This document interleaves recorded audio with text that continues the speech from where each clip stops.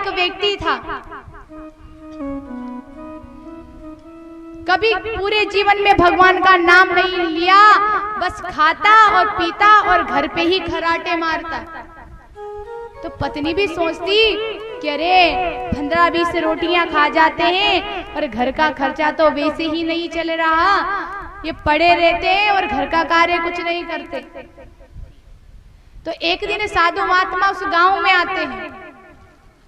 तो भोला ने सोचा कि बड़े हष्ट पुष्ट महात्मा हैं, रोज चकाचक हलवे खाते होंगे। यहाँ रहता हूं तो पत्नी भी 4 ताने मारती है। तो भोला ने सोचा कि क्यों न इन महात्मा जी के साथ ही चला जाए। तो भोला उन महात्मा जी के साथ चल जाता है महाराज। अब जैसे उनके साथ जाता है तो जैसे ही वो भोग लगाते तो उनके साथ खड़ा होता है, वो भोजन पाते तो उनके साथ भोजन कर लिया करता।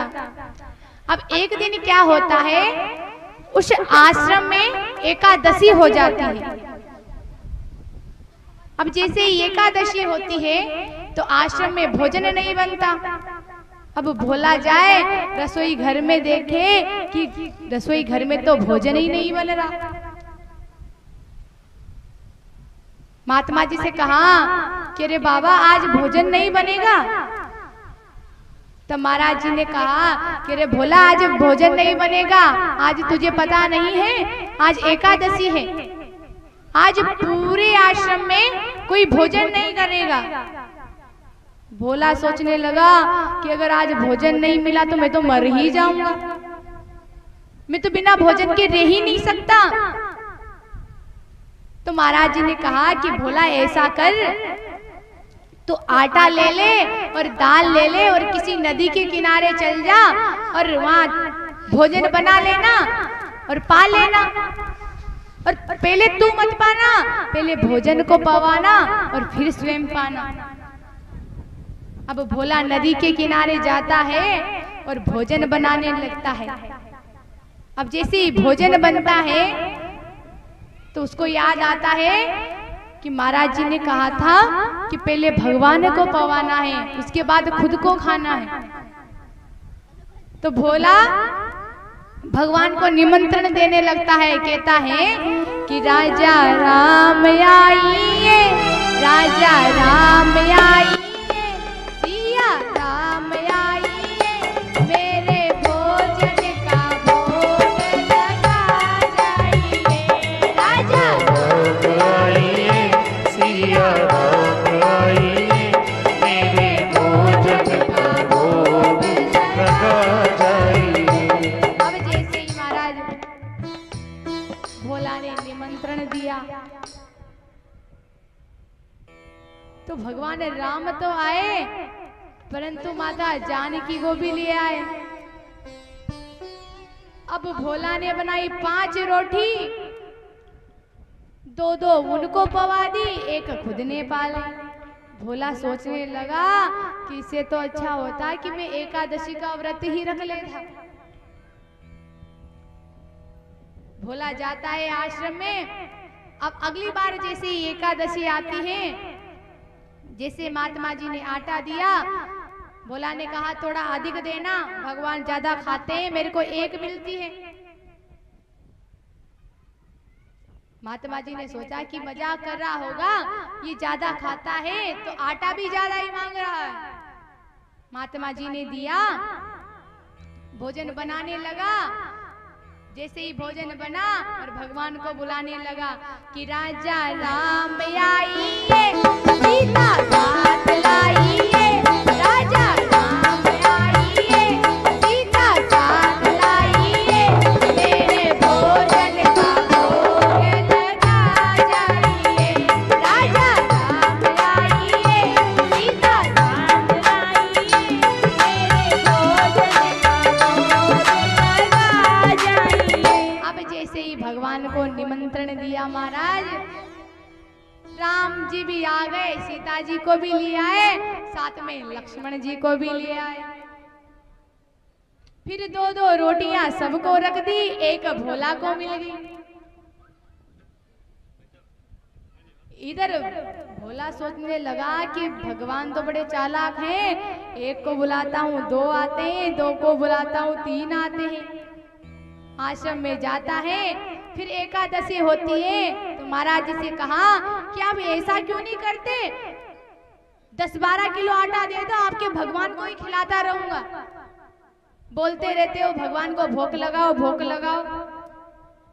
महात्मा जी ने सोचा कि अरे भोला है, आधा अन्य तो ये गिरा ही देता होगा और जो बचता होगा उसको खा लिया करता होगा। जाता है नदी पे, भोजन बनाता है और भगवान को निमंत्रण देने लगता है कि राजा राम आइए, सीता साथ लाइए, लक्ष्मण साथ लाइए, मेरे भोजन का भोग लगा जाइए। राजा राम आइए, सीता साथ लाइए, लक्ष्मण साथ लाइए, मेरे भोजन का भोग लगा जाइए। अब जैसे ही महाराज लक्ष्मण जी की भी बोल दी, अब की बार हनुमान जी को साथ में ले आए। भोला सोचने लगा कि कुछ ना कुछ तो गड़बड़ है। भोला उनको पवाता है, आश्रम में जाता है और जैसे ही 15 दिन के बाद एकादशी होती है फिर ज्यादा आटा मांगने लगता है। अब की बार महाराज जी ने सोचा कि लगता है भोला कुछ ना कुछ तो गड़बड़ी कर रहा है, तो भोला आटा लेकर जाता है, उनके पीछे से ही महात्मा जी निकल जाते हैं। इधर भोला भोजन बनाता और जैसे ही भोजन बन जाता भगवान को निमंत्रण लगाने लगता कि राजा राम आइए, सीता राम आइए, लक्ष्मण राम आइए, हनुमत साथ आइए, मेरे भोजन का भोग लगा जाइए।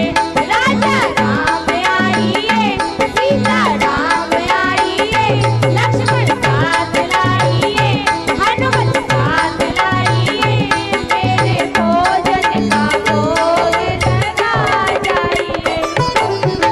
अब महाराज महात्मा जी देख रहे और भोला सबको भोजन खिला रहा, परंतु महात्मा जी को भगवान दिखते नहीं है। अब जैसे ही जाता है महाराज आश्रम में, देखा महाराज जी ने पूछा क्यों रे बूढ़ा, तो भोजन तो लेकर गया, भोजन भी परोस रहा था, परंतु खा तो कोई नहीं रहा था। अब इधर भोला ने कहा कि देखो भाई महात्मा जी, आपने कहा कि भगवान को भोजन लगाना है, तो मैं तो बनाता और भगवान को आवाज लगाता तो भगवान भोजन करने आते और खाते भी सही। तो आप अब की बार ऐसा कीजिए, मेरे साथ ही आप चलना, फिर आपको बताता हूँ कि भगवान भोजन करने आते हैं या नहीं आते हैं। अब जैसे ही एकादशी होती है महाराज, भोला बढ़िया से कट्टा भर के आटा लेकर जाता, बढ़िया दाल लेकर जाता और नदी किनारे जाता और भोजन। भोला सोचता कि एक को बुलाया 2 आए, 2 को बुलाया 3 आए, 3 को बुलाया 4 आए, तो अब की बार ऐसा करता हूँ भोजन नहीं बनाता हूँ, पहले निमंत्रण देता हूँ। तो आटा एक तरफ, दाल एक तरफ, भगवान को निमंत्रण देने लगता है। कहता है कि राजा राम आइए, सीता राम आइए, लक्ष्मण साथ लाइए, हनुमत साथ लाइए, मेरे भोजन का भोग लगा जाइए। राजा राम आइए, सीता राम आइए, लक्ष्मण साथ लाइए, हनुमत साथ लाइए, मेरे भोजन का भोग लगा जाइए, मेरे भोजन का भोग लगा जाइए। अब जैसे ही सभी देवता आए महाराज, भोला से कहा कि भोला भोजन परोस। भोला ने कहा भोजन वोजन कुछ नहीं है, खुद बनाओ और खुद खाओ। 2-3 महीने हो गए, एक को बुलाता हूँ 2 आते हैं, 2 को बुलाता हूँ 3 आते हैं, 3 को बुलाता हूँ 4 आते हैं। ये रहा आटा, ये रही दाल, खुद बनाओ और खुद खाओ। अब इधर राम जी ने कहा कि अब तो भोला तो भोजन करवाने से रहा, तो सीता मैया से कहा कि देवी अब तो आपको ही भोजन पकवाना पड़ेगा। अब सीता मैया जैसे ही भोजन बनाने लगती है, सभी देवता कहने लगते हैं कि जगत जननी माँ भोजन बना रही है, तो क्यों ना सभी भोजन पाने चले। तो सभी देवता ऋषि मुनि भोजन पाने के लिए आते हैं। अब इधर क्या होता है, महात्मा जी वहीं खड़े थे, भोला को सब दिख रहे, भोला सबसे बातें कर रहा, परंतु महात्मा जी को कुछ नहीं दिख रहा, केवल भोला के अलावा। तो भोला को इसलिए भगवान दिख रहे थे क्योंकि भोला ने पहली बार श्रद्धा से भगवान को निमंत्रण दिया था, प्रेम से दिया और श्रद्धा से दिया। कभी भगवान का नाम नहीं लिया, केवल भगवान को एक बार पुकारा तो भगवान उसके घर भोजन पानी आ गए।